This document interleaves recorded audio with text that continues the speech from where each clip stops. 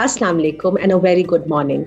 I welcome you all to the digital launch of the Internet Dost and Internet Zabardast program of the National Rural Support Program and Google.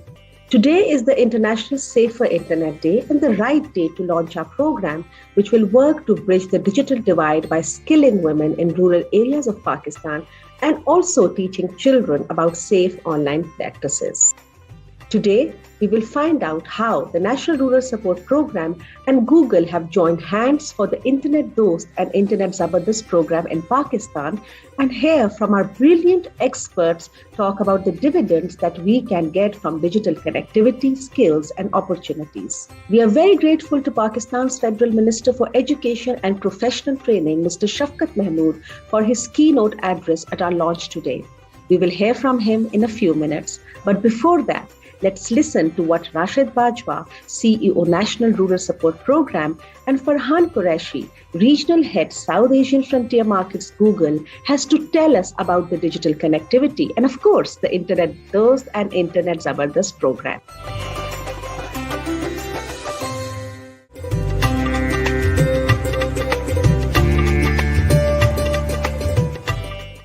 Ladies and gentlemen, Assalamu alaikum, hello and greetings.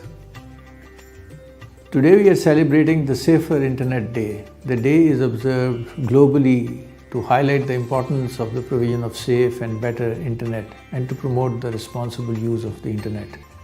Our project today aims to reinforce the safer use of internet for socio-economic empowerment of the disadvantaged communities across Pakistan, especially women, who are half of Pakistan's population but have limited access to internet as compared to men. The digital divide, and especially the geographical and gender digital divide, is actually very real in Pakistan. Let me share with you some facts about internet use in Pakistan, which will give you an idea about the existing digital disparity between men and women and use of internet in cities and rural areas. Do you know that only 54% of over 200 million Pakistanis have access to internet? And of this, 76%, almost 3/4, are located in cities, especially in large metropolitan areas, cities like Karachi, Lahore, Islamabad, Rawalpindi, etc. But interestingly, only 50% of women own a mobile phone as compared to 81% of men. This is equivalent to 22 million fewer women than men actually owning a mobile phone. I'm just talking about this feature phone. Just imagine the divide of smartphones. Another interesting statistic is that women in Pakistan are 49% less likely to use mobile internet than men. And this translates into 12 million fewer women than men using mobile internet. Another interesting statistic is that for an estimated 11 million women in Pakistan, the family disapproval is one of the key barriers to owning a mobile phone. So this entire statistics about this digital divide and disparity is actually magnified in the backdrop of COVID-19, where virtual education has become the only viable option. It has forced students to rely on virtual learning. For those with no internet access, education can be out of reach. But even before this pandemic, a growing cohort of people, including women and youth, needed to learn foundational digital skills to compete in this information society globally. So with this background, I'm very excited that NRSP, as the largest rural support program in Pakistan, has teamed up with Google Community and Tides Foundation to address the digital divide in Pakistan and to promote safe use of internet in Pakistan. NRSP has a footprint in 72 districts across Pakistan, including AJK, and is connected with almost 4 million rural households, which we have organized into communities' own institutions called community organizations or COs. Today, we are launching a digital literacy and safety project by benefiting from NRSP's presence across the country and by engaging the community members and their activists. This project will help in addressing and in combating digital inequalities in Pakistan through digital literacy training for underprivileged women and children. Over the next 12 months, the project will train 18,000 women to use mobile phones and to access internet. This will empower them to access information available online and will broaden their knowledge and digital skills.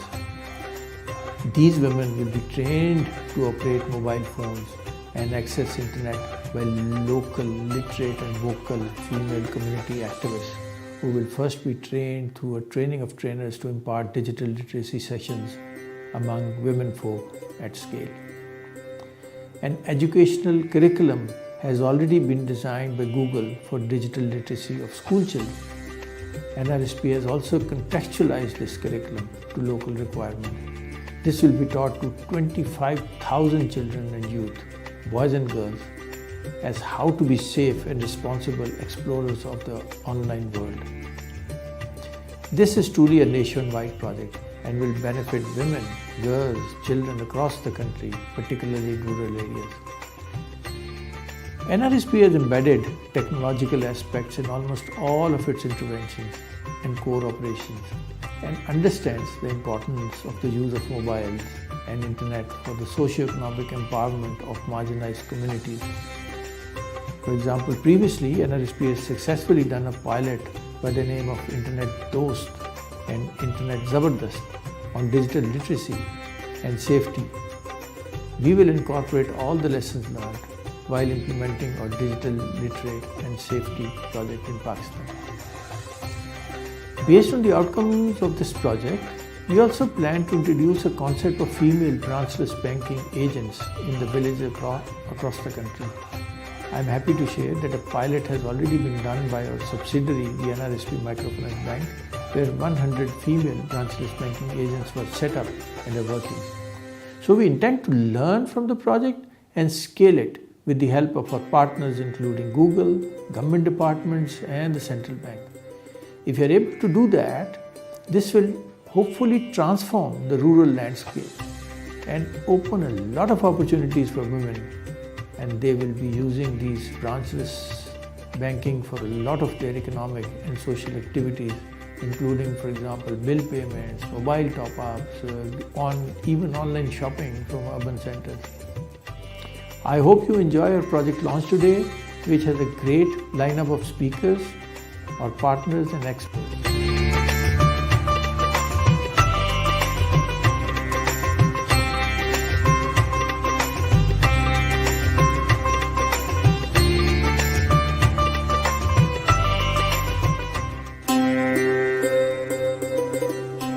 Distinguished ladies and gentlemen, Assalamu alaikum and greetings to you all. I am Farhan Qureshi, Regional Director Pakistan, Bangladesh and Sri Lanka at Google. It is my distinct pleasure to join you today as we celebrate NRSP's launch of its Internet Zabardast and Internet Dost programs. The goal is to equip more than 18,000 rural women with digital literacy skills and 25,000 youth with online safety skills over the next year. We at Google are delighted to be supporting both of these programs with a grant from our philanthropic arm, google.org. This grant is part of our ongoing support of programs, people and partnership to realize the Digital Pakistan vision. We are doing this in 3 ways. First, we've rolled out various initiatives to help Pakistan respond to and recover from the pandemic. For example, we provided $7.5 million in kind ad grants to help the government disseminate authoritative information about COVID via advertisements on Google search. Second, we invest in programs that equip Pakistanis with digital skills and enable employment opportunities. These include our CS First initiative to equip students with computational thinking and coding skills, as well as our programs for apps and software developers, which reach tens of thousands of Pakistanis every year. Lastly, this is where our work with NRSP fits in. We want to help keep Pakistanis safe online, both on our products and across the internet, so that they can explore online with confidence. Much of this work is built into our products already. For example, Gmail filters out dangerous emails from our inbox, and Google Play Protect automatically checks apps to keep you protected. But building safe products isn't enough. It's also important that we support non-profit programs like NRSP's Internet Zabardast and Internet Dost. I understand that Internet Zabardast will focus on helping children become safe and responsible internet users, while Internet Dost will provide digital literacy among rural women. We are confident that these programs will play a critical role in helping the women and youth of our nation not only learn foundational digital skills, but also explore the online world with safety and confidence.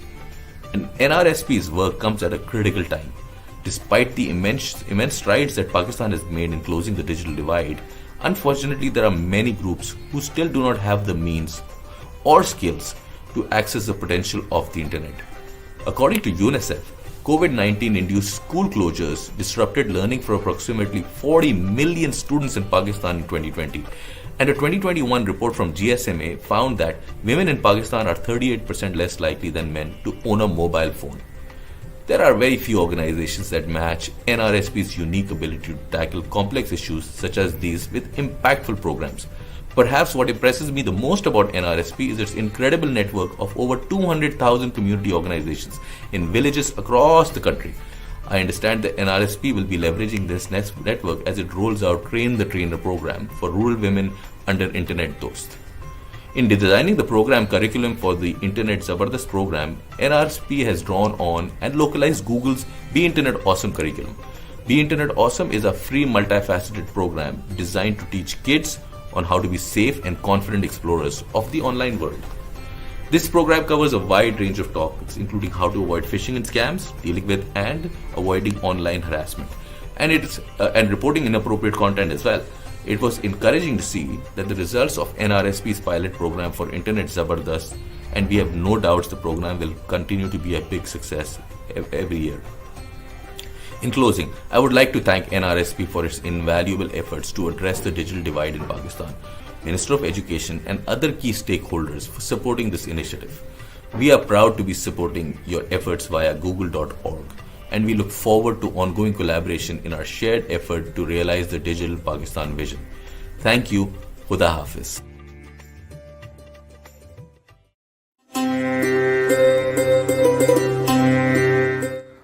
Ladies and gentlemen, Assalamu alaikum. I'm very happy to join all of you in launching Safer Internet Day and Internet Dost and Internet Zabardast program sponsored by Google. Technology has always been important, and especially cutting edge technology has improved immensely all aspects of life.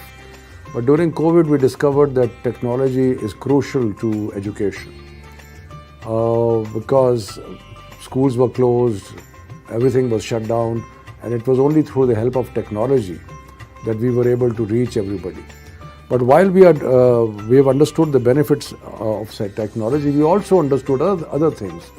What we understood was that there is a great digital divide in the country, that a lot of people have no access to internet. So the government is now seriously working to improve internet accessibility to the entire country, because our main purpose is that we should use technology to reach children in remote and far-flung areas and make sure that they get the benefits of a good education. Fortunately, Pakistan has a budding edtech industry, so there is a fair degree of content available. But we in the Ministry of Education have established a distance learning wing, and we are also now in the process of developing content. So this will be a great effort. It will be a very useful effort, and we will hopefully be able to reach everybody. So I wish all of you all the best, and I hope that a safer internet is something that we can ensure and is the future.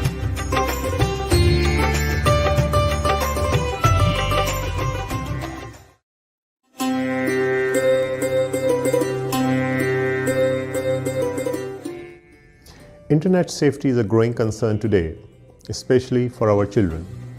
To empower them to benefit from the internet, we have to teach them how to be safe online.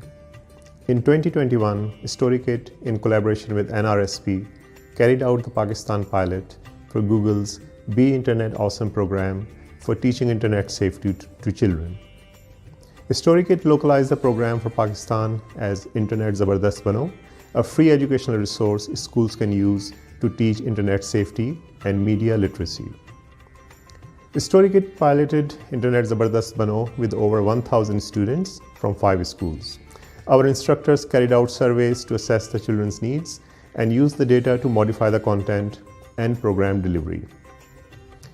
Despite the many challenges posed by school closures and reduced attendance on account of the pandemic, the pilot was successfully completed, with children learning about online threats to their safety and how to be safe and responsible explorers of the online world. The short documentary that follows shows the success of the pilot with the students, teachers, and parents. I am smart. मैं होशियार हूँ. I am strong. I am kind. I am brave. I am internet awesome.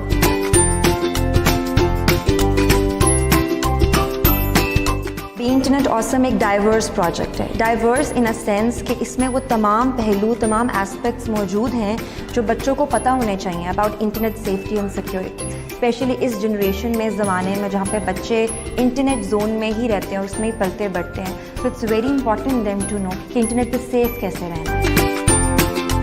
इस programme को Google ने design किया और पाकिस्तान में उसको StoryKit एग्जीक्यूट कर रहा है.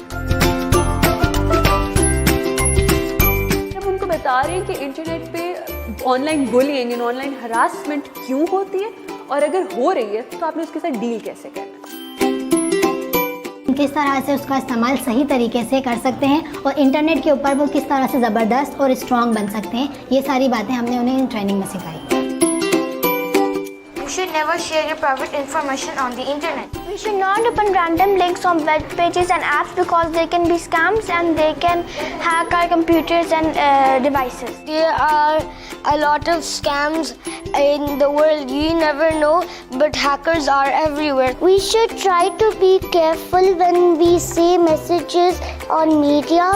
If it's just a joke, people might think it's serious sometimes. Third unit ये बात था कि स्ट्रॉन्ग पासवर्ड. इस यूनिट के अंदर मैंने ये सीखा था कि हमें अपना स्ट्रॉन्ग पासवर्ड कैसे रखते हैं. स्ट्रॉन्ग पासवर्ड रखने के लिए हमें upper case, lower case, dashes वगैरह की ज़रूरत होती है.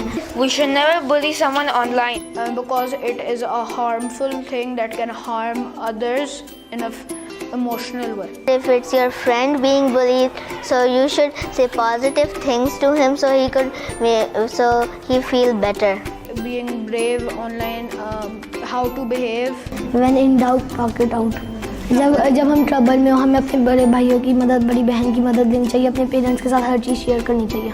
हमने बहुत सारी एक्टिविटीज़ की थी और क्विज़ेस सॉल्व किए थे और हमने इंटरलैंड का गेम भी किया था जिसमें बहुत ही अच्छे स्कोर्स हुए थे. ये इस प्रोजेक्ट ने बेसिकली उनको एक सेफ स्पेस दी है उस बारे में बात करने के लिए. अब वो अपनी क्वेरीज लेके सामने आए कि ma'am we went through this और तब हम चुप हो गए क्योंकि हम डरे हुए थे. तो आई बिलीव इट्स बहुत ही एक अच्छा एफर्ट है स्कूल की तरफ से और जिसकी वजह से मेरे बच्चों में ये अंडरस्टैंडिंग डेवलप होएगी कि क्या सही है, क्या गलत है.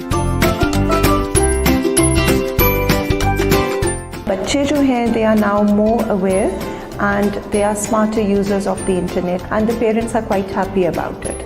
बहुत अच्छा रिस्पॉन्स था पेरेंट्स का. In fact they really wanted their kids to be a part of this program. I am internet brave. I am internet strong. I am internet kind. मैं इंटरनेट पे बहादुर हूँ.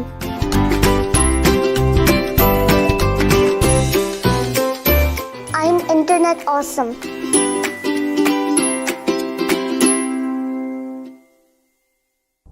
The data from the Internet Zabardast Bano pilot gave us the roadmap for a scaled-up version of the program.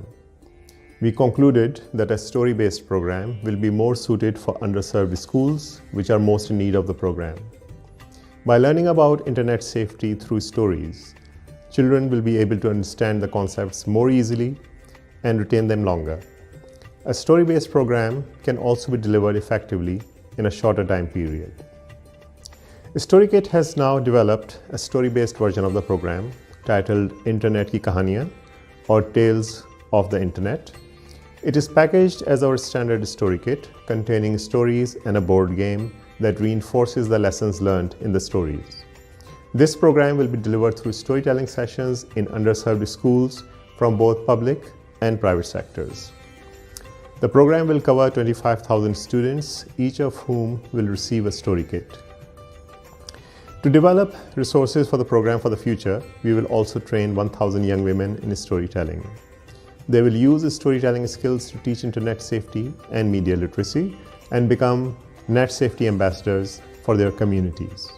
Enrollment in both programs has already begun, and we are looking forward to a year full of stories, greater net safety awareness, and a safer internet experience for all.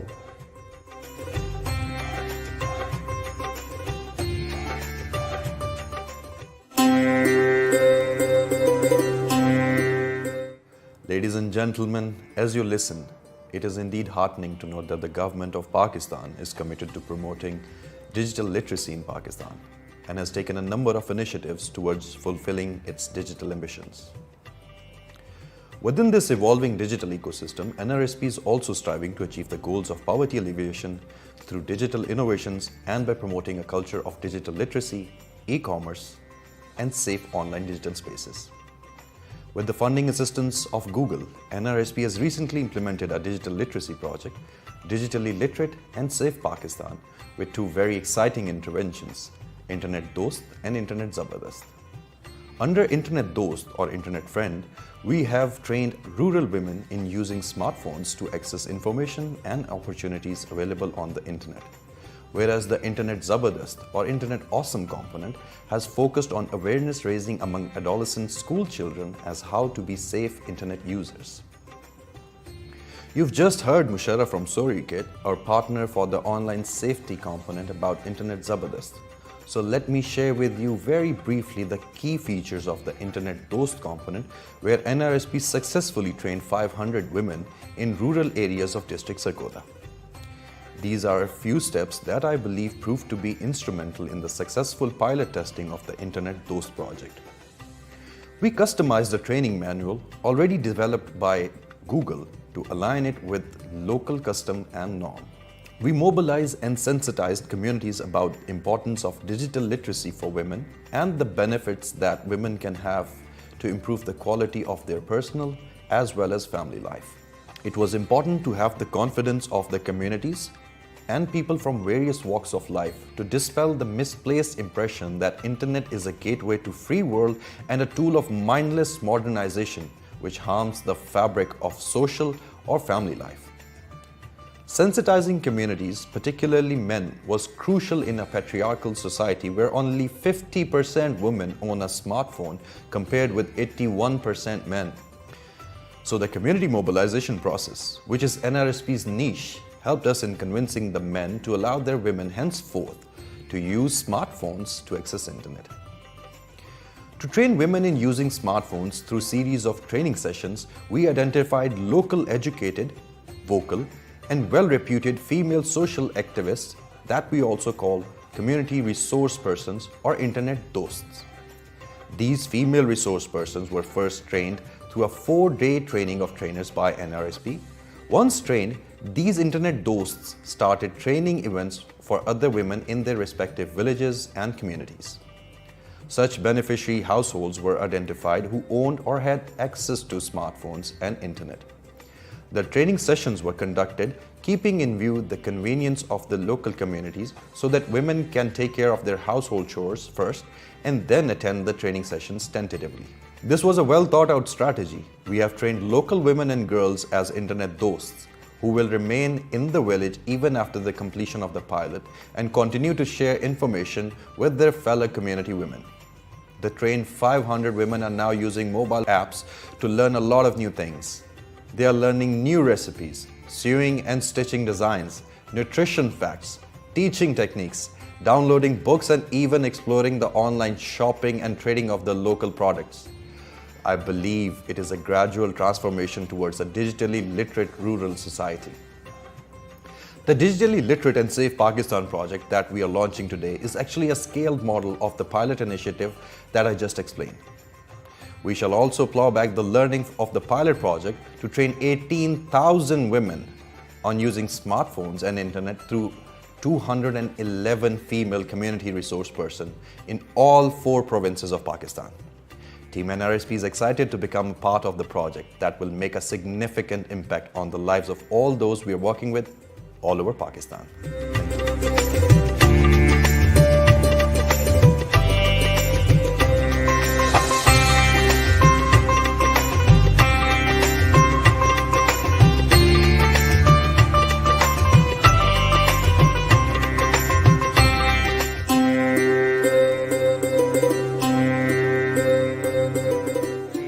I hope you had a good time knowing all about NRSP and the Google partnership, and also about how our children are being trained on digital safety. Now, in our session on dividends from a digitally connected, literate, and safe Pakistan, we will talk to experts and practitioners on how, with access and skills, we can truly benefit from the avenues and opportunities that digital technologies provide. We have with us today Ms. Shandana Khan, CEO of Rural Support Network of Pakistan. We have with us Mr. Amir Ibrahim, CEO, Jazz Pakistan. We will also hear from Mr. Haris Chaudhry, CEO, Universal Fund Pakistan. We have Dr. Alnoor Bimani with us, who is the Dean of Suleiman Dawood School of Business at LUMS and also the brain behind the various technology programs that LUMS has just launched. We have Mr. Zafar Malik, Head of Education, UNESCO Pakistan. We also have the International Financial Inclusion Expert, CJAP, Steve Rasmussen, and youth entrepreneur Saqib Azhar with us. Shandana, let me begin with you. RSPN is a very large network. Can you tell us briefly about the work that you do? I work for Pakistan's largest civil society network, which is called the Rural Support Programs Network. It's a network of 9 rural support programs. And I think the one important thing to remember about these is that they have been set up with a lot of government support. They are the largest scale in terms of their outreach in rural Pakistan and some urban work. And when I say largest scale, this is a work with about 54 million people who are directly impacted by programs since 1982, when the first rural support program was set up in northern Pakistan. The third thing of which we are always proud is that we are local. We have local expertise. We have a large cadre of community activists that the RSPs work through, who implement these programs, and communities are organized into multi-tiered institutions in villages, and they implement the work that is done. Shandana, you just said that RSPN is the largest rural support network in Pakistan. In terms of internet connectivity and skills, we usually see that we have a bird's eye view about unserved or underserved areas. I would like to ask you, what is the worm's eye view? What is the real situation on ground? I think that, there's a huge sort of wave of working sort of digital development, right? There is e-health, there's all sorts of things, and we are doing, 10, 12 initiatives that involve this on a small scale. But I think probably the biggest challenge is that when you work in rural areas, and specifically when you work with rural women, first of all, it's mainly the men who have Android phones or phones, right? It's not the women. Secondly, women's literacy is very, very low. I mean, responding to your question about, the worm's eye view and what it is really like in rural areas. Firstly, we must remember that it's mainly the men in these areas who have telephones. And, when we talk of health messaging through telephones, etc., it's not always the women. There's a family phone, right? The women may access it in the evening, and, that way it can also be done. Secondly, some amount of literacy is required to operate these things. And I can give you the example of our program in interior Sindh in 8 districts, where we work with the poorest rural communities, and we work through women's organizations. and the literacy, the average literacy across those organizations is only 20%. So I think these are the realities. Now, having said that, we obviously have to, in a sense, segment our interventions. And I know that this NRSP intervention with Google is about working probably more with younger people, and there are young educated women and men, probably more in peri-urban, urban areas, and that is where really the niche for this type of work can be used. We do work in parts of rural areas where we would find within that 20% some educated young women. RSPN itself is currently doing a health program, which is very, very interesting, which is using technology, and we are linking health workers to a corporate sector entity whereby they sell health and hygiene products also. So these things are happening in a sort of patchwork way, but they're certainly beginning to happen in Pakistan.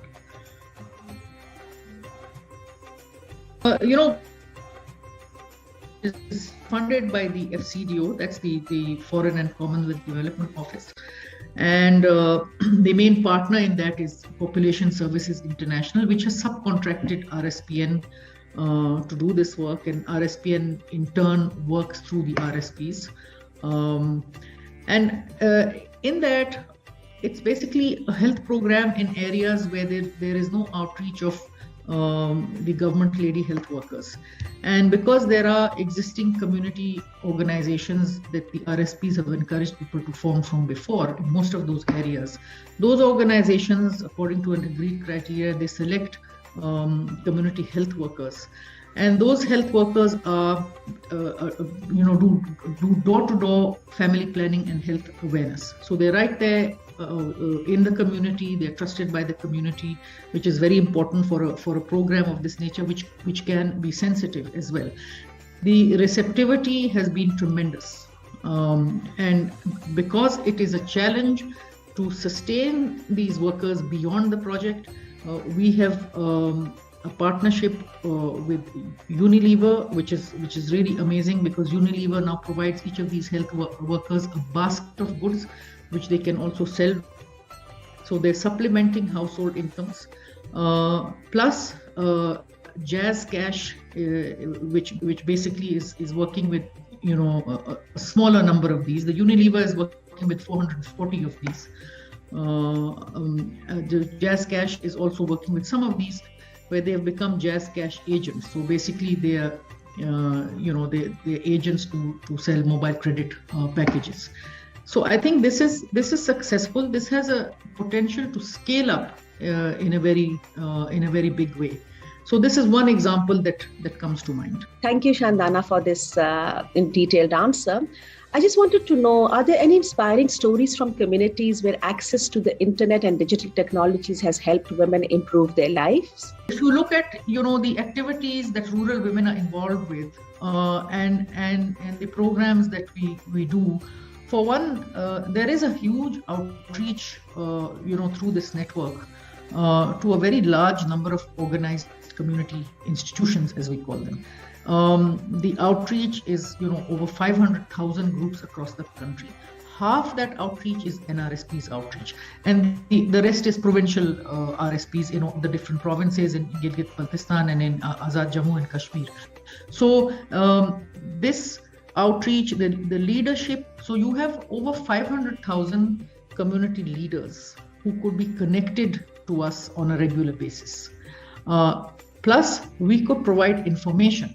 Now, about 50% of the membership of these organizations is rural women, and if we get the telephones out to rural women and we do a training for them, then all sorts of information can be given out. And this is really what the Google NRSP partnership is about. That whether it is health information, whether it is to promote literacy. This is the way in which we can use this medium for rural women. Even simple things like a lot of women set up kitchen gardens, and they grow vegetables. Even simple online videos about how you do line sewing instead of broadcast sewing, how you set up forest nurseries. Pictorial and video depictions like this can go on a big scale, and women can certainly benefit from it. So I think we need to move to that, and it's so encouraging that NRSP has taken this step, because I think that by and large we are very slow in this area to move to this medium in a more effective way. And my last questions from you. How can rural support networks support the work of governments, international development agencies, and international tech partners to help citizens, especially women, accessing internet and using it to their benefit? It's funded by the FCDO, that's the Foreign and Commonwealth Development Office. And the main partner in that is Population Services International, which has subcontracted RSPN to do this work, and RSPN in turn works through the RSPs. In that, it's basically a health program in areas where there is no outreach of the government lady health workers. And because there are existing community organizations that the RSPs have encouraged people to form from before in most of those areas, those organizations, according to an agreed criteria, they select community health workers, and those health workers are do door-to-door family planning and health awareness. So they're right there in the community. They're trusted by the community, which is very important for a program of this nature, which can be sensitive as well.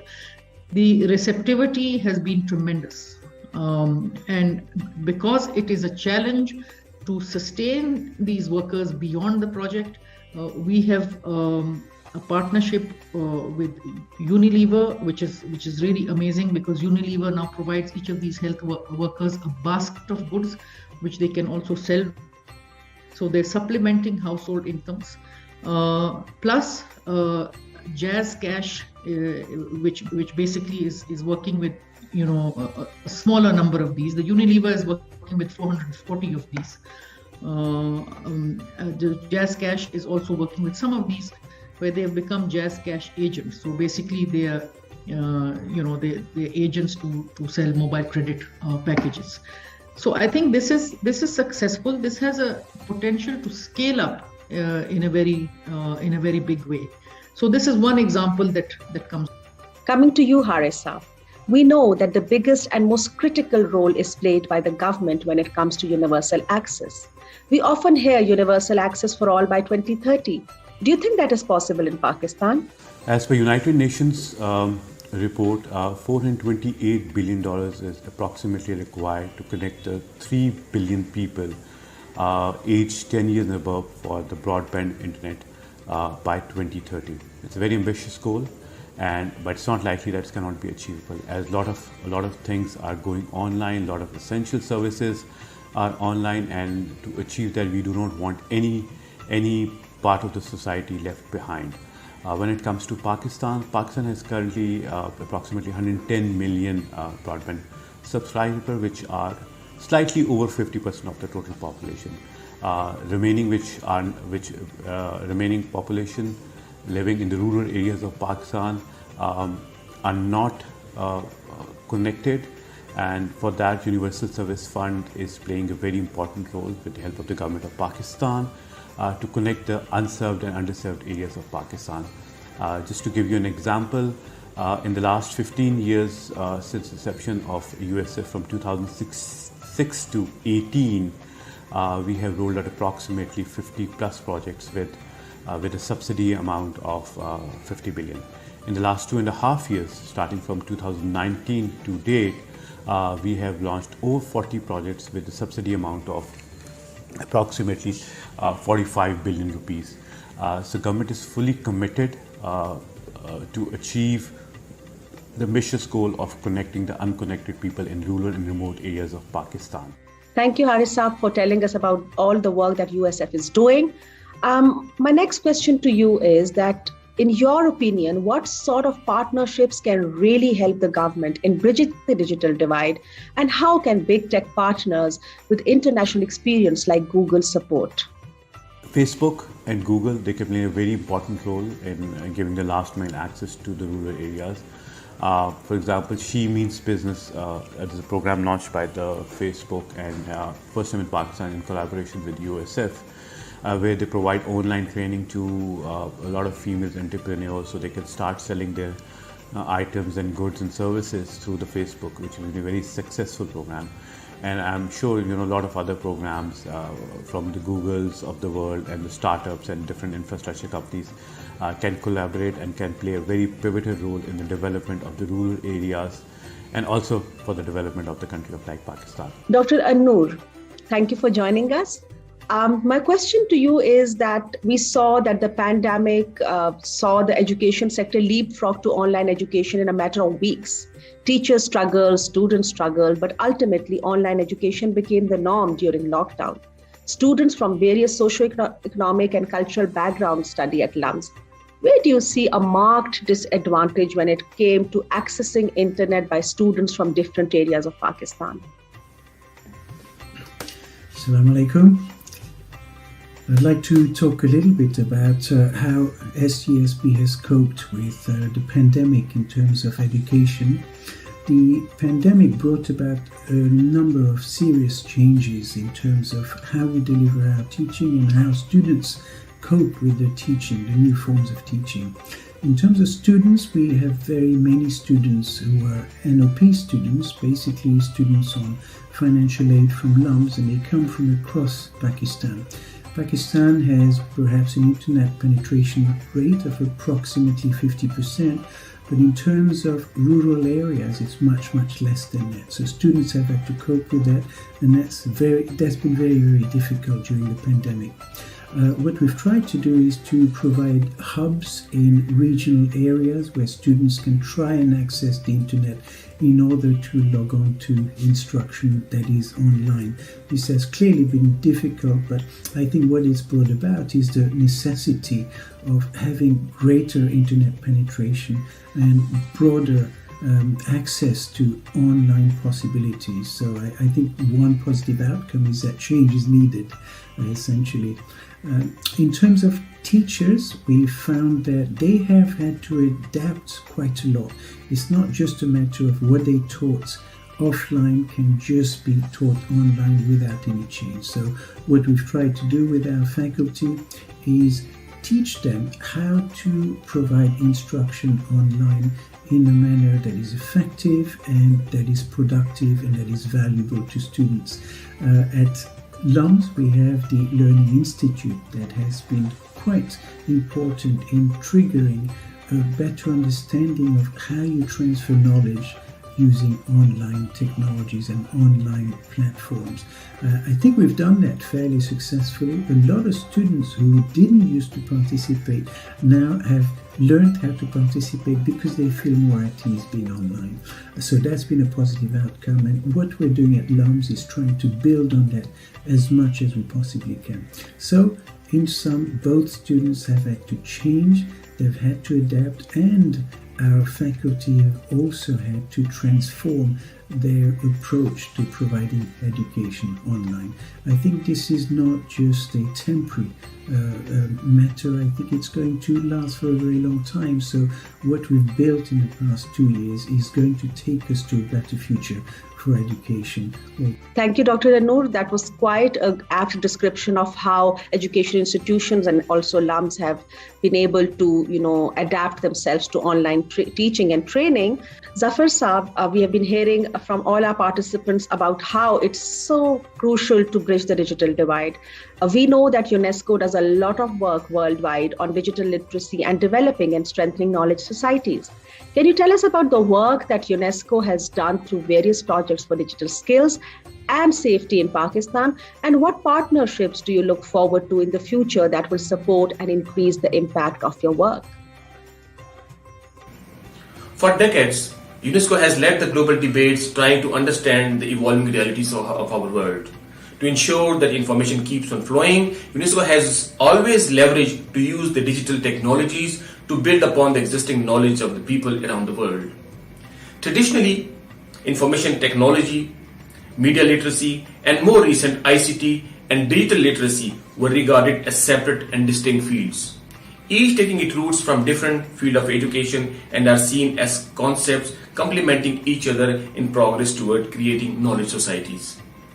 Thus, UNESCO felt the need to merge this concept and introduced media and information literacy through capacity building activities, technical advice, publication, fieldwork, and international conferences and field interventions. UNESCO helps government and other stakeholders leverage technology for learning.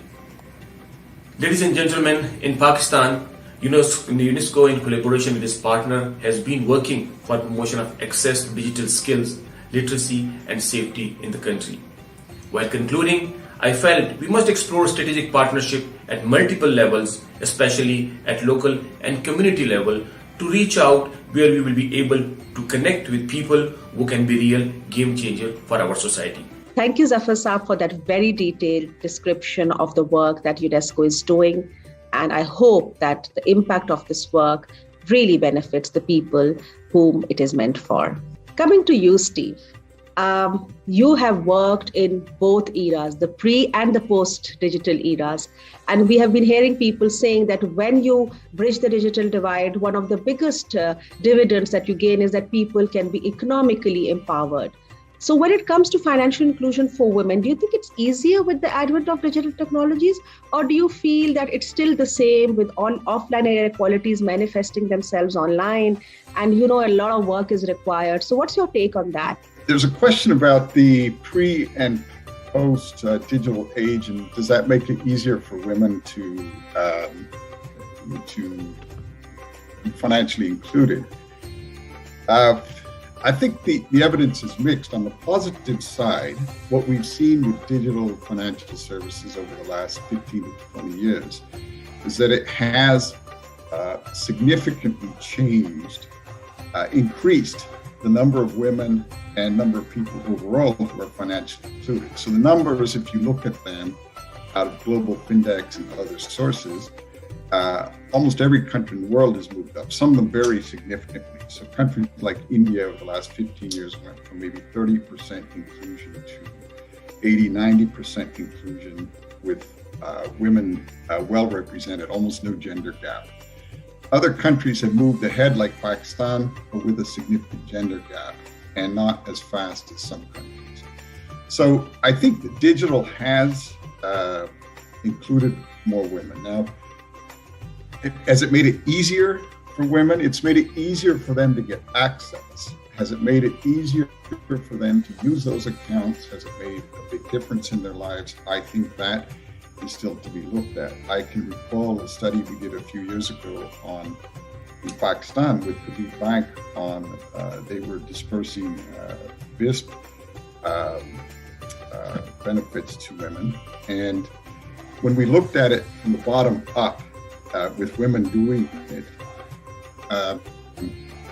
they weren't so used to the technology. So it was very difficult for them. They had to have help in doing it. Yes. And so there is this question of digital sort of literacy. Can you use it? Can you really make a go of it? Does it matter to your life or not? So I think it's a bit of a mixed a picture. Access, yes. And particularly in environments where there's social norms make it more difficult for women generally to participate in economic activity or in society writ large. I think that digital hasn't necessarily changed their lives in a big way. But so I think it's an issue. I would say it's also a generational issue. Yes. Because and we see that globally, by the way, and it's in the West as well. I mean, if you're over the age of 70 in Europe or the United States, the chances that you understand how to do Uber. Steve, we also see that as a lot of people talk about finding indigenous solutions for countries like Pakistan. It's not a one-size solution fitting everyone.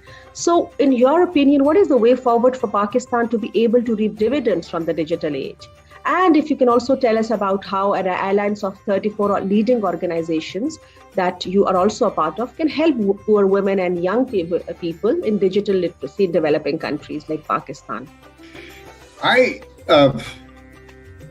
There's several things to say here. I think, first of all, the whole push towards technology, towards a globally connected world, towards the use of the internet, towards the use of incoming technologies, even things like digital currencies and so on. I think that trend is global.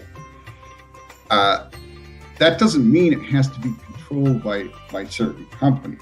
And so we have these huge, giant global companies like Google and so on that control a lot of what happens. I can see indigenous solutions, and China is a good example of that, where they've got their own internet service providers and their own approach to doing e-commerce and to ride sharing and everything else. But that's equivalent to what's happening in other places. I mean, I don't think that one can opt out of the technology revolution. I just don't think that's possible.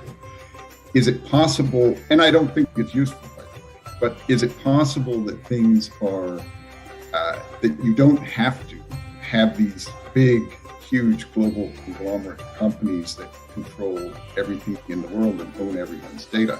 I think that is definitely a direction where countries can do things. I think even we might see the breakup of even the global internet over time, perhaps. So indigenous solutions, but it'll be equivalent indigenous solutions. It's not as if we're going to invent a completely different technology in some completely different way. It's a question of who controls the data, who controls the platforms, who controls the channels, how are they regulated, and whose interests are they regulated. And by the way, that's a big issue in every country, including in the West. And probably Europe has done better with that than other countries. So I think there's a place for things. I think that what I would say, though, is about the Pakistan environment is that I think to get to that, the investments have to be in other things. I'm not absolutely convinced about doing a lot of digital literacy training for people generally who are whatever, BISP recipients, for example, because I think you'll get some thing there. But I think if you really want to get with the future, it's about broadband investment across Pakistan. If Pakistan wants its own indigenous and wants people to really get on board, that's a big investment. I would say, secondly, a big investment with children in schools. The new single national curriculum puts some reference to STEM education, for example. I think we're going to have to get much more serious about that. I think that 10 years from now, more than half the jobs, people who are in school today, 10 years from now, half the jobs they do are not things that exist today. And so we're going to have to really take our education to the next level if we want to include everybody. So I think that these are things we're going to have to invest in the future. I'm much more interested in that. I think we can muddle our way through the question of the older generation. I'm not saying we leave that behind. I'm not convinced. So I would say on that front, by the way, that the issue to me is not about going out and saying, let's do a lot of digital literacy education with an older generation. I would say I put the onus on the providers. I mean, that's what came out of our study with BISP and Habib Bank. The issue wasn't the women receiving those benefits. The issue was the Habib Bank's total system, not just the product, but the way they delivered it wasn't in the interests of that particular segment. And I think that providers need to be much more held accountable for how they put out products and what they do to fit what people do. I don't think we can put the blame back on or the onus back on an older generation to figure that out. We have with us Mr. Amir Ibrahim, CEO, Jazz Pakistan.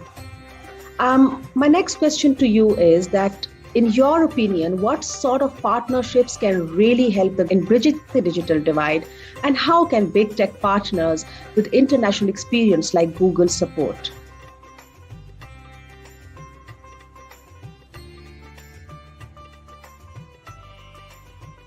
Jazz is the leading telecom operator in Pakistan with over 73 million customers. And we've been able to achieve these milestones over the years by investing massively into the infrastructure, especially the broadband infrastructure of the country.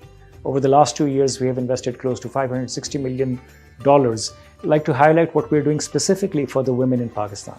The cornerstone of our CSR program is that we would improve the lives and livelihoods of women in Pakistan through the use of technology.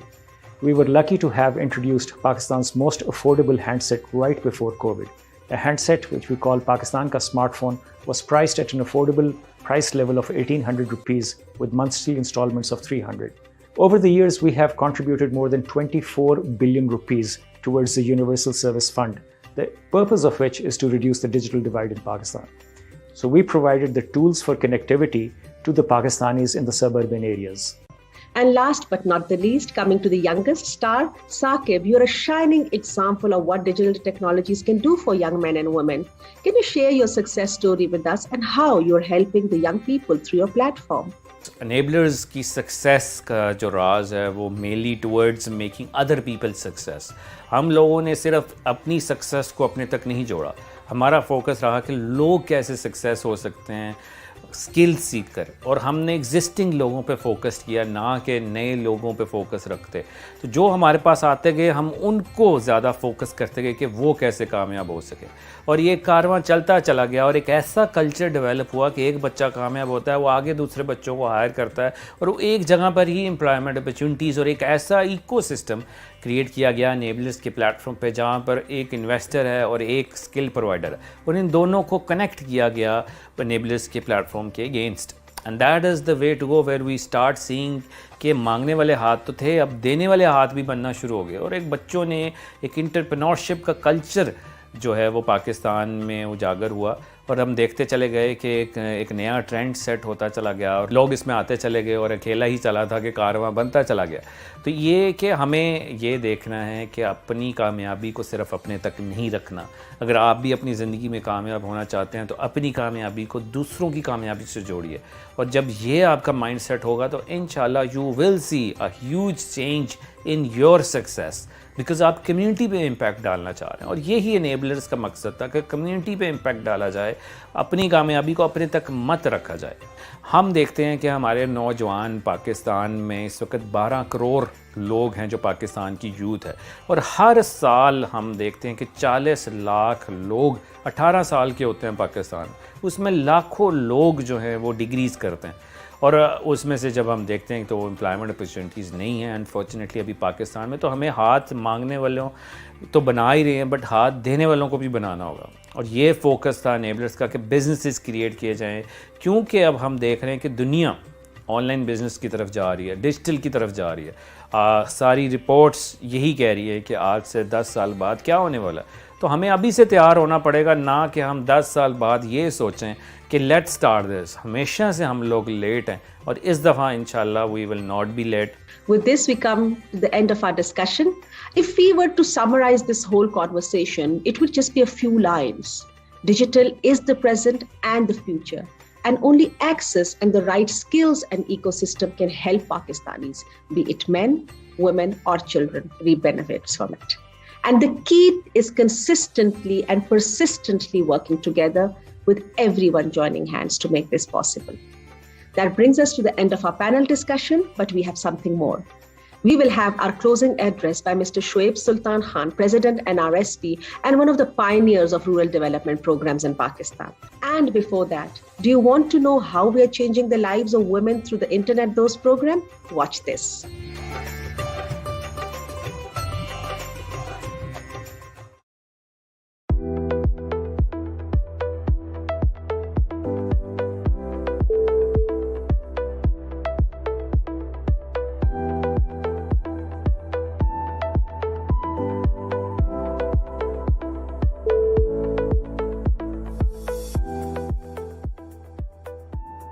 Internet Dost program was launched to reach out to women residing in rural areas who are deprived of the immense benefit that the internet has to offer. Restrained by culture and social norms, the male members do not allow female members of the household to use mobile or access internet. इतना ज़्यादातर लड़कियां ਨੂੰ ਪੜ੍ਹਾਈ ਦੀ ਵੀ ਇਜਾਜ਼ਤ ਨਹੀਂ ਹੈ ਤੇ ਨਾ ਹੀ ਲੜਕੀਆਂ ਨੂੰ ਨਾ ਬਾਹਰ ਨਿਕਲਣ ਦੀ ਇਜਾਜ਼ਤ ਹੈ। Through this project, male members were sensitized to allow women to use smartphones and access internet. अल्हम्दुलिल्लाह इन लोगों को इतना वो मोटिवेट किया कि उन्होंने अपने जो है घर वालों की बेटियों और अपनी बहुओं को और अपनी घरवाली बीबियों को मोबाइल इस्तेमाल करने की परमिशन दे दी। मैं उन लेडीज़ को आइडेंटिफाई कर रही हूँ जिनके पास फ़ोन है या फ़ोन तक एक्सेस है और मैं उनकी लिस्टिंग कर रही हूँ ताकि मैं उनको ट्रेनिंग बैच में शामिल कर सकूँ। Just during this pilot, NRSP trained 10 female master trainers who further trained 500 women in 5 villages of Sargodha. एक ऐप एनकुलेट के नाम से थी। इस पे हम जितनी भी हमारी औरतें थी जिनको हमने ट्रेनिंग देनी थी उनका बेसलाइन, उनकी ट्रेनिंग और उनकी जो एंड लाइन सर्वे है उसका हमने इस पे रिकॉर्ड रखना था। ऑनलाइन प्लेटफॉर्म पे हमारी ओरिएंटेशन हुई है। Rural women were provided with basic skills to use smartphones and access internet, so they may improve their lives through enhanced access to information. ਹੁਣ ਮਾਸ਼ਾਅੱਲਾ ਮੈਂ ਮੋਬਾਈਲ ਚਲਾ ਵੀ ਲੈਣੀ ਆ। ਹੁਣ ਇਹ ਬਚਿੰਤੀ ਹੈ ਵੀ ਜਿਲੇ ਕਾਲ ਆਵੇ ਸੁਣ भी लवींदी काट भी लवींदी वो परेशानी ਹੁਣ साड़ी कोई नहीं। मैंने इस गूगल से ही हेल्प ली, वो उसमें से मैंने तकनीक सीखी और इससे मैंने अपनी टीचिंग को इम्प्रूव किया। इंटरनेट दोस्तों ट्रेनिंग लेने तो बाद केड़ी बेहतर गजावे वो वेख लेनी है। मैं एक स्टूडेंट हूँ, अब मैं गूगल से किताबें आसानी से डाउनलोड कर लेती हूँ। मैंने मोबाइल चलाना नहीं आता, मैं मोबाइल चलाना सीख गई हूँ और गूगल जिंदाबाद। मैं ऐसे करती हूँ कि गूगल के ज़रिए ना डिज़ाइन या जो कलर जो कम्बिनेशन होते हैं वो मैं ले लेती हूँ और ख़ुद घर में बच्चियों के लिए वैसे ही बना लेती हूँ। जेड़ी चीज़ भाई कड्डो गूगल चो हर चीज़ निकल आती।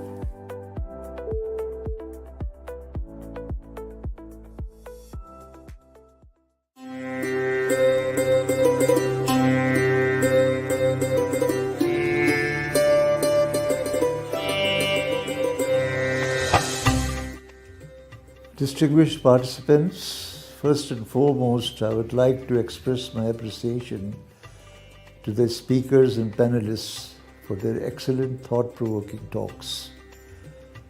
The moderators for organizing the sessions and keeping things both under control and reasonably on time. Furthermore, I'd like to thank my team at NRSP for planning and executing this digital launch seamlessly. However, most importantly, I would like to thank you all participants who helped make it a successful launch, a digital one in the times of the pandemic. Ladies and gentlemen, throughout the past few years, digital solutions have allowed us to continue to interact, study, consume, and work.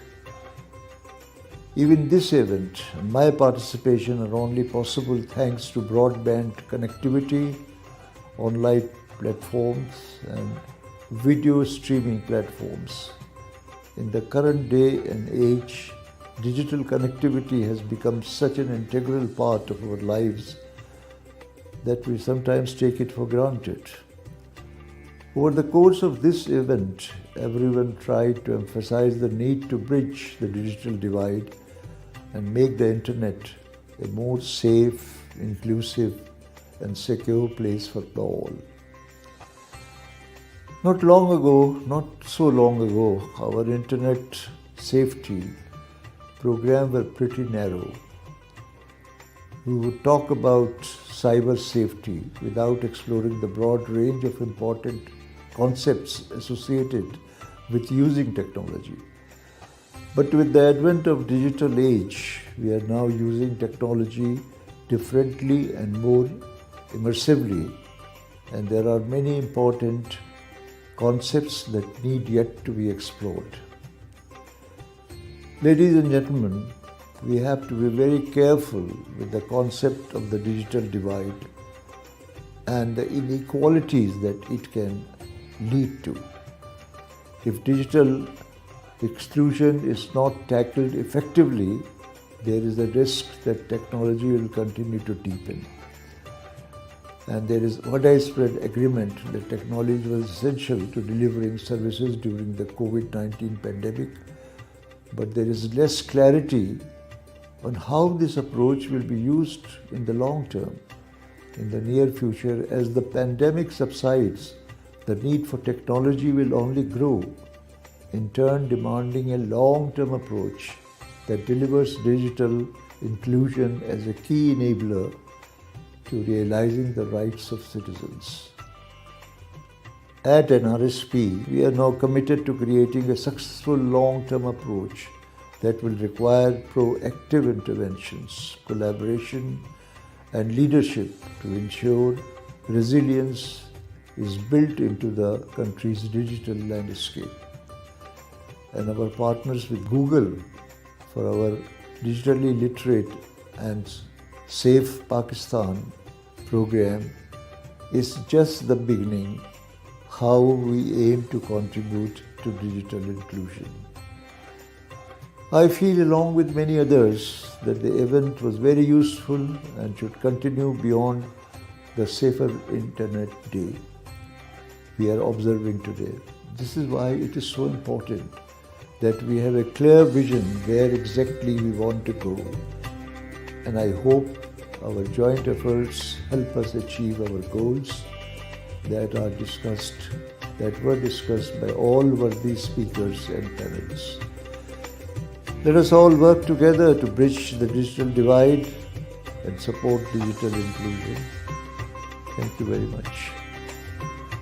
Thank you so much for joining us today and being a part of our launch. We will keep you updated on all our work in the communities across Pakistan. Have a good day. Allah Hafiz.